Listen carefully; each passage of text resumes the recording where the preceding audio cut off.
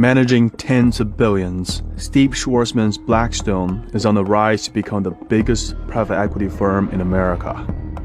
But his empire will not be complete until he acquires Equity Office Properties, the largest real estate trust in America, worth over $30 billion in 2007. It's a collection of over 500 premium offices in every major city across America.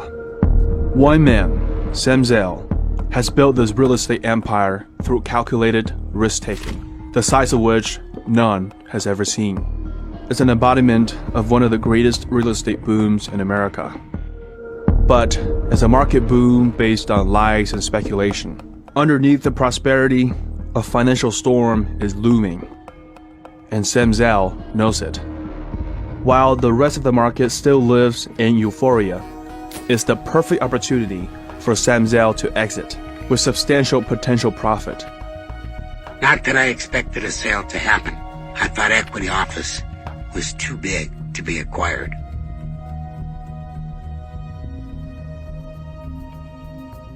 Equity Office stock is trading at around $40 a share, but Steve Schwarzman believes it is undervalued.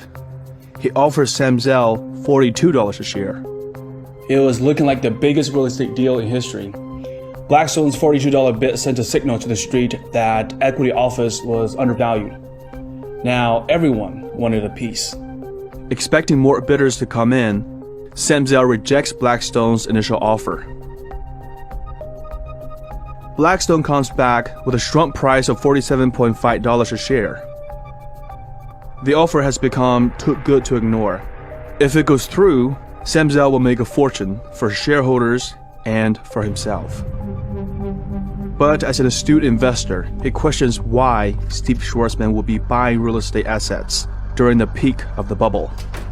Steve Schwarzman is a very risk-averse person. He was not going to buy the real estate assets for Zell without having a guaranteed plan of generating profits. His end game was that he was going to sell different buildings to different buyers.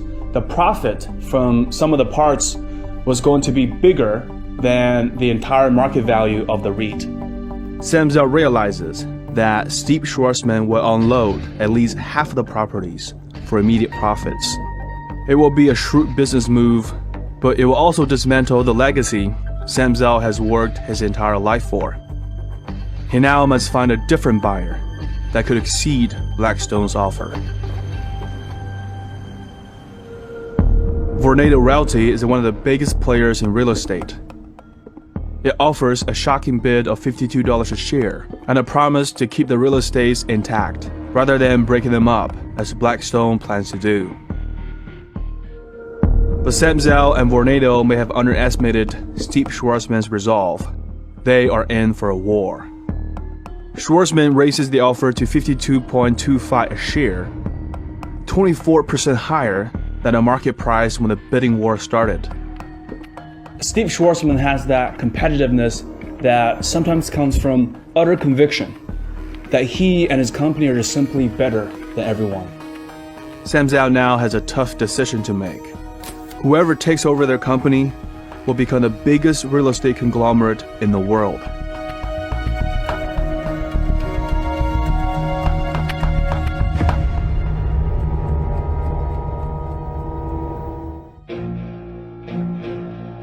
Through consolidating broken real estate, buying out failing properties and companies, and returning them to profitability, Zell has made himself the undisputed king of real estate.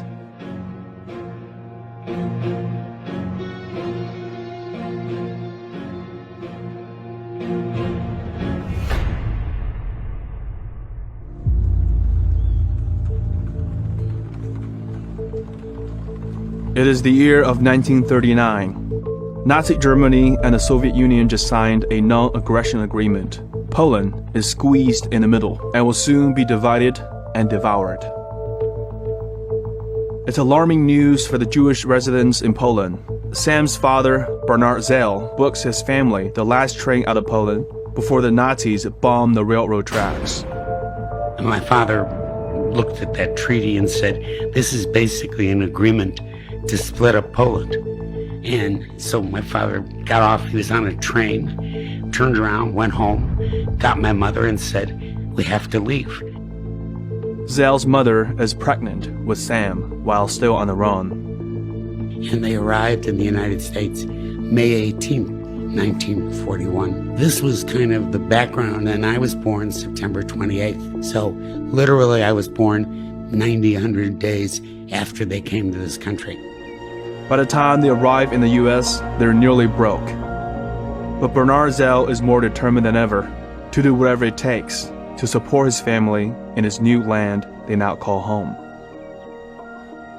When Sam Zell turns 12, his father achieved the American dream and has built a successful jewelry business. He moves his family to the upper middle class neighborhood in Highland Park, Illinois.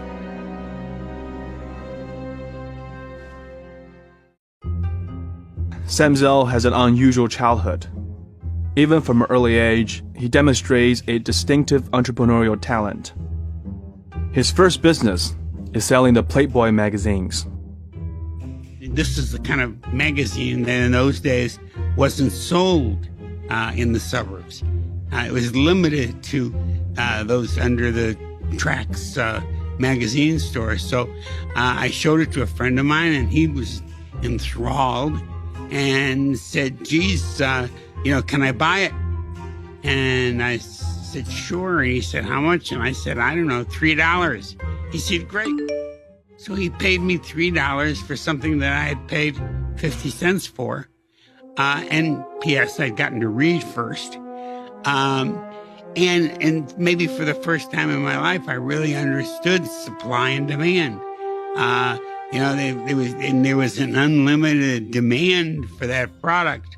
And so I started, quote unquote, importing Playboy from my friends. But in spite of his business acumen, Sam is mediocre at school. His siblings are the top students in college, consistently getting higher grades than their brother. And Sam is struggling to measure up. Sam Zell is not your typical Ivy League educated investor.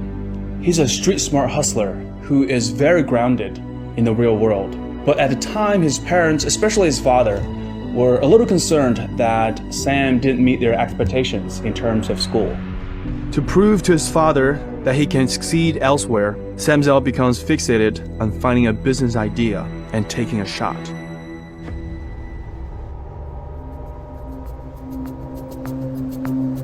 At the time, a real estate developer is building a 15-unit student apartment. Sam Zell immediately realizes that this could be an opportunity for him to make money. We didn't know how to manage or rent apartments. We had no clue what it entailed.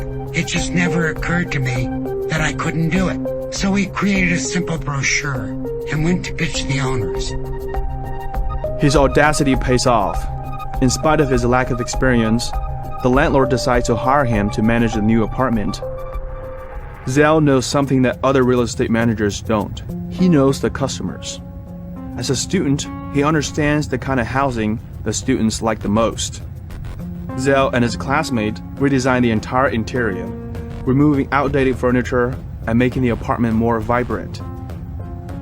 He had an insight that other professional apartment managers didn't have. He knew that the young people did not want an environment like home. They wanted something more fun and exciting. So at the time, the Scandinavian style was very popular among the younger generation. So Sam and his classmates just remodeled the interior and bought furniture with clean and modern designs. And it's a huge success. His apartment becomes highly sought after by the students. After finishing 2 more apartment buildings, the same landlord gives them all to Sam Zell to manage. By the time he graduates from college, he has already made a consistent income from managing apartments. But he knows this kind of money will never make him rich. He needs to start buying his own properties.